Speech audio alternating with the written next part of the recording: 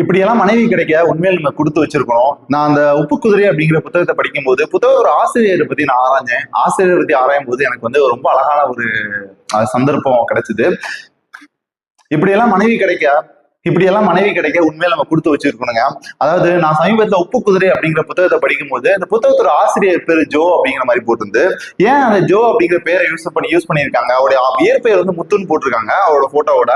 But ஏன் Joe அப்படின்னு போட்டிருக்காங்க அப்படின்னு ஆராய்ச்சும் போது இவருடைய மனைவி பேர் தான் வந்து ஜோதிலட்சுமி அப்படிங்கிற பேரு. தன்னுடைய மனைவி பேர்ல தான் வந்து கவிதை எழுதியிருக்காரு. ஏன் மனைவி பேர்ல வந்து எழுதணும் அப்படின்னு ஒரு கேள்வி எழுதல. அதாவது இவர் வந்து வேலைக்கு அப்படிலாம் வந்து சம்பாதிக்கவோ குடும்பத்தை நடத்தவோ அப்படிப்பட்ட பொறுப்பை வந்து இவர் எடுத்துக்கல. அந்த பொறுப்பை இவருடைய மனைவி எடுத்துக்கிட்டாங்க.